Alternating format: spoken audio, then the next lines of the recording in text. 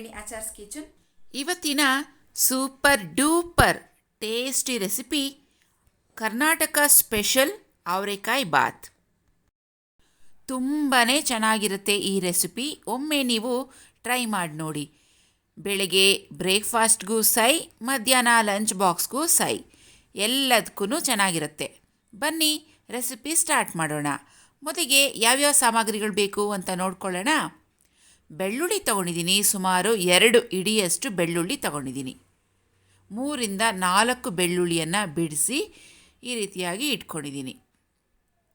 ಆಮೇಲೆ ಸುಮಾರು 1 ಇಂಚಷ್ಟು ಶುಂಠಿ ತೊಗೊಂಡಿದ್ದೀನಿ. ನಾನಿವತ್ತು ಮಾಡ್ತಾ ಇರೋವಂಥ ಅಳತೆ 5 ಜನಕ್ಕೆ ಆಗುತ್ತೆ. ಸುಮಾರು 1 ಕಪ್ಪಷ್ಟು ಹಸಿ ತೆಂಗಿನಕಾಯನ್ನು ಕಟ್ ಮಾಡಿ ಇಟ್ಕೊಂಡಿದ್ದೀನಿ. ಜೊತೆಗೆ 2 ಇಡಿಯಷ್ಟು ಪುದೀನ ಸೊಪ್ಪು, 1 ಇಡಿಯಷ್ಟು ಕೊತ್ತಂಬರಿ ಸೊಪ್ಪು ಕ್ಲೀನ್ ಮಾಡಿ ಇಟ್ಕೊಂಡಿದ್ದೀನಿ. ಹಾಗೆಯೇ 1 ಈರುಳ್ಳಿ ಮೀಡಿಯಮ್ ಸೈಜ್ಡು, ಇದನ್ನು ಸಹ ಇಟ್ಕೊಂಡಿದ್ದೀನಿ. ಇವೆಲ್ಲ ಸಾಮಗ್ರಿಗಳು ರುಬ್ಬೋದಕ್ಕೆ. 2ರಿಂದ 3 ಪೀಸಷ್ಟು ಚಕ್ಕೆ, 5ರಿಂದ 6 ಲವಂಗ, ಇವಿಷ್ಟು ಸಾಮಗ್ರಿಗಳನ್ನು ಮಿಕ್ಸಿ ಜಾರ್ಗೆ ಹಾಕ್ಕೊಂಡು ನುಣ್ಣಕ್ಕೆ ರುಬ್ಕೊಳ್ಳೋಣ. ನೋಡಿ, ಈ ರೀತಿಯಾಗಿ ಪೇಸ್ಟ್ ಮಾಡಿ ಇಟ್ಕೊಂಡಿದ್ದೀನಿ. ಮಸಾಲೆ ರೆಡಿ ಆಯ್ತಲ್ವಾ? ಇವಾಗ ಒಗ್ಗರಣೆ ಹಾಕ್ಕೊಳ್ಳೋಣ. ಒಗ್ಗರಣೆ ಹಾಕೋದಕ್ಕೆ ನಾನಿಲ್ಲಿ ಒಂದು ಪ್ರೆಷರ್ ಕುಕ್ಕರ್ ಇಟ್ಕೊಂಡಿದ್ದೀನಿ. ಸುಮಾರು 2ರಿಂದ 3 ಟೇಬಲ್ ಸ್ಪೂನಷ್ಟು ಎಣ್ಣೆ ಹಾಕ್ಕೊಳ್ಳಿ. ಜೊತೆಗೆ ಸ್ವಲ್ಪ ಹೋಲ್ ಗರಂ ಮಸಾಲ ಸ್ಪೈಸಸ್ ಮನೇಲಿ ಯಾವುದಿದೆಯೋ ಅದನ್ನು ಹಾಕ್ಕೊಳ್ಳಿ. ನಾನು ಸ್ವಲ್ಪ ಚಕ್ಕೆ, ಲವಂಗ, ಸೋಂಪು, ಪಲಾವ್ ಎಲೆಯನ್ನು ಸೇರಿಸ್ಕೊಂಡಿದ್ದೀನಿ. ಹಾಗೆಯೇ ಒಗ್ಗರಣೆಗೆ ಸುಮಾರು 2 ಮೀಡಿಯಮ್ ಸೈಜ್ಡ್ ಈರುಳ್ಳಿಯನ್ನು ಹಾಕಿದ್ದೀನಿ. ಇವಿಷ್ಟನ್ನು ಸ್ವಲ್ಪ ಲೈಟಾಗಿ ಬಾಡಿಸ್ಕೊಳ್ಳಿ. ಇದ್ರ ಜೊತೆಗೇ ಸುಮಾರು ಅರ್ಧ kgಯಷ್ಟು ಹಸಿ ಅವರೆಕಾಯನ್ನು ಬಿಡಿಸಿ ಕಾಳುಗಳನ್ನು ಹಾಕ್ತಾಯಿದ್ದೀನಿ, ಅಂದರೆ ಅವರೆಕಾಳು. ಇದನ್ನು ಸಹ ಇವಾಗ ಒಗ್ಗರಣೆಯಲ್ಲಿ ಫ್ರೈ ಮಾಡ್ಕೊಳ್ಳೋಣ. ಕಾಳು ನಮಗೆ ಫ್ರೈ ಮಾಡ್ತಾ ಮಾಡ್ತಾ ಸ್ವಲ್ಪ ಶೈನಿಂಗ್ ಆಗಿ ಬರುತ್ತೆ, ಒಂದು 2-3 ನಿಮಿಷಕ್ಕೆ. ಆವಾಗ ಫ್ರೈ ಆಗಿದೆ ಅಂತ ಅರ್ಥ. ಇದರಲ್ಲಿ ಸುಮಾರು ಅರ್ಧ kgಯಷ್ಟು ಟೊಮೆಟೊ ಹಾಕ್ತಾಯಿದ್ದೀನಿ. ಸ್ವಲ್ಪ ಆ್ಯಪಲ್ ಟೊಮೆಟೊ, ಸ್ವಲ್ಪ ಹುಳಿ ಟೊಮೆಟೊ ಮಿಕ್ಸ್ ಮಾಡಿ ಹಾಕ್ಕೋಬೋದು. ಹಾಗೆಯೇ ಸುಮಾರು ಅರ್ಧ ಟೀ ಸ್ಪೂನಷ್ಟು ಅರಿಶಿನ ಹಾಕಿ ಇದನ್ನು ಫ್ರೈ ಮಾಡ್ಕೊಳ್ಳೋಣ. ಟೊಮೆಟೊ ಸ್ವಲ್ಪ ನಮಗೆ ಸಾಫ್ಟ್ ಆಗಬೇಕು. ಅಲ್ಲಿವರೆಗೂ ಈ ಕಡೆ ಅಕ್ಕಿಯನ್ನು ವಾಶ್ ಮಾಡಿ ರೆಡಿ ಮಾಡಿ ಇಟ್ಕೋಬೇಕು. ಸುಮಾರು 2 ಗ್ಲಾಸಷ್ಟು ಸೋನಾ ಮಸೂರಿ ಅಕ್ಕಿಯನ್ನು ತೊಗೊಂಡಿದ್ದೀನಿ. 1 ಗ್ಲಾಸ್ ಅಕ್ಕಿ 300 ಗ್ರಾಮ್ಸ್ ಬರುತ್ತೆ. ಸೊ 2 ಗ್ಲಾಸ್ ಇಲ್ಲಿ 600 ಗ್ರಾಮ್ಸಷ್ಟು ಅಪ್ರಾಕ್ಸಿಮೇಟ್ಲಿ ಅಕ್ಕಿಯನ್ನು ತೊಗೊಂಡಿದ್ದೀನಿ. ಈ ಕಡೆ ನೋಡಿ, ಟೊಮೆಟೊ ನಮಗೆ ಚೆನ್ನಾಗಿ ಸಾಫ್ಟ್ ಆಗ್ತಾ ಇದೆ. ಇಷ್ಟಾದರೆ ಸಾಕು ನಮಗಿವಾಗ. ಈಗ ಇದರಲ್ಲಿ ರುಬ್ಬಿರುವಂಥ ಗ್ರೀನ್ ಮಸಾಲೆ ಪೇಸ್ಟ್ ಇದೆಯಲ್ವಾ, ಇದನ್ನು ಸಹ ಸೇರಿಸ್ಕೊಳ್ತೀನಿ. ನೋಡಿ, ಕೊತ್ತಂಬರಿ ಪುದೀನ ಸ್ವಲ್ಪ ಜಾಸ್ತಿ ಹಾಕಿದರೆ ಈ ರೀತಿ ಗ್ರೀನ್ ಕಲರಾಗಿ ಬರುತ್ತೆ. ಇವಾಗ ಪುದೀನ ಸ್ವಲ್ಪ ಕಮ್ಮಿಯಾಗಿ ಸಿಗುತ್ತೆ, 10 ರೂಪಾಯಿಗೆ 2 ಕಟ್ಟು ಈ ರೀತಿಯಾಗಿ ಸಿಗುತ್ತಲ್ವ. ಇಂಥ ಟೈಮ್ನಲ್ಲಿ ನೀವು ಪುದೀನ ಜಾಸ್ತಿ ಹಾಕ್ಕೊಳ್ಳಿ, ಆವಾಗ ಈ ಅವರೆಕಾಯಿ ಬಾತ್ ಟೇಸ್ಟಿಯಾಗಿ ಚೆನ್ನಾಗಿ ಬರುತ್ತೆ. ಈ ಮಸಾಲೆ ಹಾಕಿದ್ಮೇಲೆ ಒಗ್ಗರಣೆಯಲ್ಲಿ ಸುಮಾರು 2 ನಿಮಿಷ ಮತ್ತೆ ಫ್ರೈ ಮಾಡ್ಕೊಳ್ಳೋಣ. ಯಾಕಂದರೆ ಅದರಲ್ಲಿರುವಂಥ ಹಸಿ ವಾಸನೆ ಎಲ್ಲ ಹೋದರೆ ನಮಗೆ ಮಸಾಲೆ ಚೆನ್ನಾಗಿ ಬೇಯುತ್ತೆ, ಟೇಸ್ಟ್ ಕೂಡ ಚೆನ್ನಾಗಿ ಬರುತ್ತೆ. ಇದರಲ್ಲಿ ಇವಾಗ 2 ಸ್ಪೂನಷ್ಟು ರೆಡ್ ಚಿಲ್ಲಿ ಪೌಡರನ್ನು ಹಾಕ್ತಾಯಿದ್ದೀನಿ. ಇದು ನಿಮ್ಮ ಖಾರಕ್ಕೆ ನೋಡಿಕೊಂಡು ಹೆಚ್ಚು ಕಮ್ಮಿ ಮಾಡ್ಕೋಬೋದು. 1 ಟೀ ಸ್ಪೂನಷ್ಟು ಧನಿಯಾ ಪುಡಿ,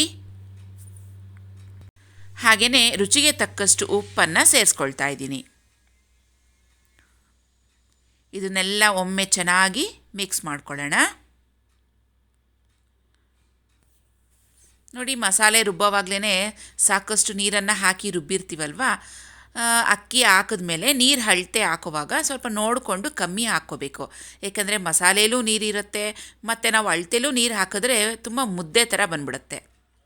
ಇಲ್ಲಿ ಸುಮಾರು 2 ಗ್ಲಾಸ್ ಅಕ್ಕಿಗೆ ನಾನಿಲ್ಲಿ ನೀರಿನ ಅಳತೆ ಹೇಳ್ತಾ ಇದ್ದೀನಿ. ಸುಮಾರು ನಾನಿಲ್ಲಿ ಯಾವ ಗ್ಲಾಸಲ್ಲಿ ಅಕ್ಕಿ ತೊಗೊಂಡಿದ್ದೀನೋ ಅದೇ ಗ್ಲಾಸಲ್ಲಿ 3.5 ಗ್ಲಾಸಷ್ಟು ಹಾಕ್ತಾಯಿದ್ದೀನಿ. 2 ಗ್ಲಾಸ್ ಅಕ್ಕಿಗೆ 4 ಗ್ಲಾಸ್ ನೀರು ಹಿಡಿಯುತ್ತಲ್ವ. ಪ್ರೆಷರ್ ಕುಕ್ಕರ್ನಲ್ಲಿ ಮಾಡೋದ್ರಿಂದ ಸ್ವಲ್ಪ ನೀರನ್ನು ಕಮ್ಮಿ ಕೂಡ ಹಾಕ್ತಾಯಿದ್ದೀನಿ. ಅರ್ಧ ಗ್ಲಾಸಷ್ಟು ಕಮ್ಮಿ ಇಟ್ಕೊಂಡಿದ್ದೀನಿ. ಸೊ ಟೋಟಲಾಗಿ 3.5 ಗ್ಲಾಸಷ್ಟು ನೀರು ಹಾಕಿದ್ದೀನಿ 2 ಗ್ಲಾಸ್ ಅಕ್ಕಿಗೆ. ಇದನ್ನೆಲ್ಲ ಒಮ್ಮೆ ಮಿಕ್ಸ್ ಮಾಡಿಬಿಟ್ಟು ನೀರು ಸ್ವಲ್ಪ ಟೇಸ್ಟ್ ಮಾಡಿ ನೋಡಿ, ಉಪ್ಪೇನಾದ್ರು ಬೇಕು ಅನಿಸಿದ್ರೆ ಹಾಕ್ಕೊಳ್ಳಿ, ಇಲ್ಲಾಂದರೆ ಖಾರ ಕಮ್ಮಿ ಆದರೆ ಖಾರ ಕೂಡ ಹಾಕ್ಕೋಬೋದು. ಅಕಸ್ಮಾತ್ ನೀವು ಖಾರ ಜಾಸ್ತಿ ಹಾಕ್ಬಿಟ್ಟಿದ್ದೀರಾ ಅಂತೇಳಿದ್ರೆ ಒಂದು ಟಿಪ್ ಹೇಳ್ತೀನಿ ನೋಡ್ಕೊಳ್ಳಿ. ಖಾರ ಜಾಸ್ತಿ ಹಾಕಿದಾಗ ಸ್ವಲ್ಪ ನಿಂಬೆಹಣ್ಣಿನ ರಸ ಹಾಕ್ಕೊಳ್ಳಿ, ಹುಳಿ ಸೇರಿದಾಗ ಖಾರ ಸ್ವಲ್ಪ ಕಮ್ಮಿ ಅನಿಸುತ್ತೆ. ಈಗ ನನಗೆ ಉಪ್ಪು ಖಾರ ಎಲ್ಲ ಕರೆಕ್ಟಾಗಿದೆ. ವಾಶ್ ಮಾಡಿ ಇಟ್ಕೊಂಡಿರುವಂಥ ಸೋನಾ ಮಸೂರಿ ಅಕ್ಕಿಯನ್ನು ಈ ಮಸಾಲೆ ನೀರಿನ ಜೊತೆಗೆ ಹಾಕಿ ಒಮ್ಮೆ ಈ ರೀತಿಯಾಗಿ ಮಿಕ್ಸ್ ಮಾಡ್ತಾಯಿದ್ದೀನಿ. ನೀವು ಪ್ರೆಷರ್ ಕುಕ್ಕರ್ ಅಲ್ಲದೇ ಓಪನ್ ಆಗಿ ಮಾಡ್ತಾಯಿದ್ದೀರಾ ಅಂದಾಗ 1 ಗ್ಲಾಸ್ ಅಕ್ಕಿಗೆ 2 ಗ್ಲಾಸ್ ನೀರು ಕರೆಕ್ಟಾಗಿ ಆಗುತ್ತೆ. ಪ್ರೆಷರ್ ಕುಕ್ಕರ್ನಲ್ಲಿ ಮಾಡುವಾಗ ಒಂದು ಅರ್ಧ ಗ್ಲಾಸ್ ನೀರನ್ನು ಕಮ್ಮಿನೇ ಇಟ್ಕೊಳ್ಳಿ. ಇದನ್ನೆಲ್ಲ ಒಮ್ಮೆ ಚೆನ್ನಾಗಿ ಮಿಕ್ಸ್ ಮಾಡಿಕೊಂಡು ಪ್ರೆಷರ್ ಕುಕ್ಕರ್ನ ಲಿಡ್ಡನ್ನು ಕವರ್ ಮಾಡ್ಕೊಳ್ಳಿ. ಇದು ಸುಮಾರು ಒಂದೇ ಒಂದು ವಿಸಿಲ್ ಬಂದರೆ ಸಾಕು, ಜಾಸ್ತಿ ಬೇಯಿಸೋದಕ್ಕೂ ಹೋಗಬೇಡಿ. ನೋಡಿ, ವಿಸಿಲ್ ಬಂದು ಪ್ರೆಷರೆಲ್ಲ ಬಿಟ್ಟಾದಮೇಲೆ ನಾನಿಲ್ಲಿ ಪ್ರೆಷರ್ ಕುಕ್ಕರ್ ಲಿಡ್ಡನ್ನು ಓಪನ್ ಮಾಡ್ಕೊಂಡಿದ್ದೀನಿ. ಸ್ವಲ್ಪ ಆರಿದ ಮೇಲೆ ಇದನ್ನು ಮಿಕ್ಸ್ ಮಾಡ್ಕೋಬೇಕು. ಬಿಸಿಲು ಕೂಡ ಜಾಸ್ತಿ ಮಿಕ್ಸ್ ಮಾಡೋಕ್ಕೆ ಹೋಗಬೇಡಿ. ಮಿಕ್ಸ್ ಮಾಡೋದಕ್ಕೆ ಒಂದು ಟ್ರಿಕ್ಸ್ ಹೇಳ್ಕೊಡ್ತೀನಿ ನೋಡಿ. ಈ ರೀತಿ ಒಂದು ಅಗಲವಾಗಿರುವಂಥ ಬೇಸಿನ್ ಅಥವಾ ಪಾತ್ರೆಗೆ ಪ್ರೆಷರ್ ಕುಕ್ಕರ್ನಲ್ಲಿರುವಂಥ ರೈಸ್ ಬಾತೆಲ್ಲ ಒಂದೊಂದು ಸ್ಪೂನೇ ತೊಗೊಂಡು ಈ ರೀತಿಯಾಗಿ ಸ್ಪ್ರೆಡ್ ಮಾಡ್ಕೊಳ್ತಾ ಬರಬೇಕು. ರೈಸ್ ಬಾತ್ ನಮಗೆ ಸ್ವಲ್ಪ ಆರ್ದಂಗೂ ಆಗುತ್ತೆ, ಮಿಕ್ಸ್ ಮಾಡ್ದಂಗೂ ಆಗುತ್ತೆ. ನೋಡಿ, ಈ ಥರ ಪ್ರೆಷರ್ ಕುಕ್ಕರ್ನಲ್ಲಿ ಡೈರೆಕ್ಟ್ ನಾನು ಮಿಕ್ಸ್ ಮಾಡಿಲ್ಲ, ಅದರಲ್ಲಿ ಇರುವಂಥ ಸ್ವಲ್ಪನೇ ರೈಸನ್ನು ಒಂದು ಅಗಲವಾಗಿರೋ ಪಾತ್ರೆಗೆ ಟ್ರಾನ್ಸ್ಫರ್ ಮಾಡ್ಕೊತಾ ಇದ್ದೀನಿ. ನೋಡಿ, ಈ ಥರ ಮಿಕ್ಸ್ ಮಾಡ್ಕೊಳ್ಳಿ. ಇದು ಸ್ವಲ್ಪ ಜಾಸ್ತಿ ಪ್ರಮಾಣದಲ್ಲಿ ಮಾಡಿದಾಗ ನಿಮಗೆ ಯೂಸ್ಫುಲ್ ಆಗುತ್ತೆ. ಪ್ರೆಷರ್ ಕುಕ್ಕರ್ ಅಲ್ಲದೇ ನಾವು ಓಪನಾಗಿ ಮಾಡ್ತೀವಲ್ವ, ಆವಾಗ ಎಲ್ಲ ಮಿಕ್ಸ್ ಮಾಡ್ತಾ ಇರ್ತೀವಿ, ಅದು ಒಂದಕ್ಕೊಂದು ಚೆನ್ನಾಗಿ ಮಿಕ್ಸ್ ಆಗಿರುತ್ತೆ. ಪ್ರೆಷರ್ ಕುಕ್ಕರ್ನಲ್ಲಿ ಮಾಡಾದಮೇಲೆ ಈ ಥರ ಮಿಕ್ಸ್ ಮಾಡ್ಕೊಳ್ಳಿ, ಸ್ವಲ್ಪ ಈಸಿನೇ ಆಗುತ್ತೆ. ವರ್ಕಿಂಗ್ ವುಮೆನ್ಸ್ಗೆ, ಬ್ಯಾಚುಲರ್ಸ್ಗೆ ಈ ಥರ ಪ್ರೆಷರ್ ಕುಕ್ಕರ್ನಲ್ಲಿ ಮಾಡಿಕೊಂಡ್ರೆ ರೈಸ್ ಬಾತು ಈಸಿಯಾಗಿ ಬೇಗನೆ ಮಾಡ್ಕೋಬೋದು, ಟೈಮ್ ಕೂಡ ಸೇವ್ ಆಗುತ್ತೆ. ಈಗ ಇದರ ಜೊತೆ ನಂಚ್ಕೊಳ್ಳೋಕ್ಕೆ ಮಸಾಲ ವಡೆಯನ್ನು ಮಾಡ್ತಾಯಿದ್ದೀನಿ. ಈ ಮಸಾಲ ವಡೆ ರೆಸಿಪಿ ನಾನು ಈಗಾಗಲೇ ನಿಮಗೆ ಅಪ್ಲೋಡ್ ಮಾಡಿದ್ದೀನಿ. ನಮ್ಮ ಮಗ ಪ್ರೀತಮ್ ಬರ್ತ್ಡೇ ದಿನ ನಾನು ಮಸಾಲ ವಡೆ ಮಾಡಿದ್ದೆ. ಬರ್ತ್ಡೇ ಆಗಿದ್ದ ಒಂದು 3 ಡೇಸ್ ಬಿಟ್ಟು ನಾನು ಈ ಅವರೆಕಾಯಿ ಬಾತ್ ಮಾಡಿದ್ದು. ವಡೆದು ಮಿಶ್ರಣ ಹಾಗೆ ಏರ್ಟೈಟ್ ಬಾಕ್ಸ್ನಲ್ಲಿ ಫ್ರಿಜ್ನಲ್ಲಿ ಇಟ್ಟಿದ್ದೆ. ಸೊ ಅದನ್ನು ಟೊಮೆಟೊ ಬಾತ್ ಜೊತೆಗೆ ನಂಚ್ಕೊಳ್ಳೋಕ್ಕೆ ಅಂತ ಇವತ್ತು ಮಾಡ್ತಾಯಿದ್ದೀನಿ. ಈ ಮಸಾಲ ವಡೆಗೆ ಕಡಲೆಬೇಳೆ ಹಾಗೂ ಹೆಸರುಬೇಳೆ ಎರಡನ್ನೂ ಮಿಕ್ಸ್ ಮಾಡಿ ಹಾಕಿದ್ದೆ. ತುಂಬ ಚೆನ್ನಾಗಿ ಬಂದಿತ್ತು, ಕ್ರಿಸ್ಪಿಯಾಗಿ.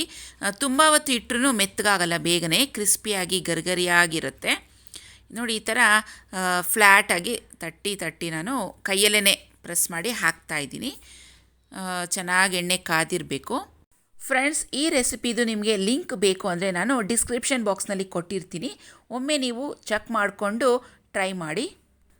ಎಣ್ಣೆ ಚೆನ್ನಾಗಿ ಕಾದಿರಬೇಕು.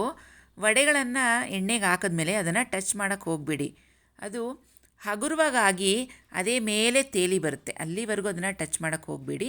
ನೋಡಿ, ಈಗ ಲೈಟಾಗಿ ಹಗುರವಾಗಿ ಕಾಣಿಸ್ತಾ ಇದೆಯಲ್ವ ನಿಮಗೆ, ಇವಾಗ ಒಂದೊಂದಾಗಿ ಟರ್ನ್ ಮಾಡ್ಕೋಬೇಕು ಈ ರೀತಿಯಾಗಿ. ಸಿಮ್ ಮೀಡಿಯಮ್ ಫ್ಲೇಮ್ನಲ್ಲಿ ಮಾಡ್ಕೊಳ್ಳಿ, ತುಂಬ ಕ್ರಿಸ್ಪಿಯಾಗಿ ಚೆನ್ನಾಗಿ ಬರುತ್ತೆ. ಆಮೇಲೆ ಇನ್ನೊಂದು ಕ್ರಿಸ್ಪಿಯಾಗಿ ನಮಗೆ ವಡೆ ಬರಬೇಕು ಅಂತ ಹೇಳಿದ್ರೆ ಬೇಳೆಗಳನ್ನು ಜಾಸ್ತಿ ನುಣ್ಣಕ್ಕೆ ರುಬ್ಬಾರ್ದು, ಒಂದು ಅರ್ಧಕ್ಕಷ್ಟು ರುಬ್ಬಿದ್ರೆ ಸಾಕು. ನೋಡಿ, ಇದು ಚೆನ್ನಾಗಿ ಕ್ರಿಸ್ಪಿಯಾಗಿ ಫ್ರೈ ಮಾಡ್ಕೊಂಡಿದ್ದೀನಿ. ಸ್ವಲ್ಪ ಸಿಮ್ ಫ್ಲೇಮ್ನಲ್ಲೇ ನಿಧಾನಕ್ಕೆ ಮಾಡ್ಕೊಳ್ಳಿ, ಚೆನ್ನಾಗಿರುತ್ತೆ. ನೋಡಿದ್ರಲ್ಲ ಫ್ರೆಂಡ್ಸ್, ಸಿಂಪಲಾಗಿ ಅದು ರುಚಿಯಾಗಿ ಅವರೆಕಾಯಿ ಬಾತನ್ನು ಹೇಗೆ ಮಾಡ್ಕೊಳ್ಳೋದು ಅಂತ ನೀವು ಕಲ್ತಿದ್ದೀರಲ್ವಾ. ಈ ರೆಸಿಪಿ ಒಮ್ಮೆ ನೀವು ಟ್ರೈ ಮಾಡಿ ನೋಡಿ. ನಾನು ಹೇಳಿದ ಅಳತೆ ಪ್ರಕಾರ ನೀವು ಸಾಮಗ್ರಿಗಳನ್ನು ಹಾಕ್ಕೊಳ್ಳಿ, ಕರೆಕ್ಟಾಗಿ ಪರ್ಫೆಕ್ಟಾಗಿ ಬರುತ್ತೆ, ತುಂಬಾ ಚೆನ್ನಾಗಿರುತ್ತೆ. ಸಂಡೇಸ್ ಟೈಮ್ನಲ್ಲಿ ಬ್ರೇಕ್ಫಾಸ್ಟ್ಗೆ ಸಂಡೇ ಸ್ಪೆಷಲಾಗಿ ಮಾಡ್ಕೋಬೋದು, ತುಂಬ ಟೇಸ್ಟಿಯಾಗಿರುತ್ತೆ. ಸೊ ಇವತ್ತಿನ ಈ ನಮ್ಮ ವಿಡಿಯೋ ನಿಮಗೆ ಇಷ್ಟ ಆಗಿದರೆ ಖಂಡಿತವಾಗಿಯೂ ನಮ್ಮ ವಿಡಿಯೋಗೆ ಒಂದು ಲೈಕ್ ಮಾಡಿ. ಹಾಗೆಯೇ ಫ್ರೆಂಡ್ಸ್, ನಮ್ಮ ಚಾನಲನ್ನು ಯಾರೆಲ್ಲ ಸಬ್ಸ್ಕ್ರೈಬ್ ಮಾಡ್ಕೊಂಡಿದ್ದೀರೋ ಇದುವರೆಗೂ ನಿಮ್ಮೆಲ್ಲರಿಗೂ ನಮ್ಮ ಕಡೆಯಿಂದ ತುಂಬಾ ದೊಡ್ಡ ಥ್ಯಾಂಕ್ಸ್ ಹೇಳೋದಕ್ಕೆ ಇಷ್ಟಪಡ್ತೀನಿ. ಸೊ ಮತ್ತೆ ಭೇಟಿಯಾಗೋಣ ನಮ್ಮ ಮುಂದಿನ ಇಂಟ್ರೆಸ್ಟಿಂಗ್ ಆದ ವಿಡಿಯೋ ಜೊತೆಗೆ. ಅಲ್ಲಿವರೆಗೂ take care and bye friends.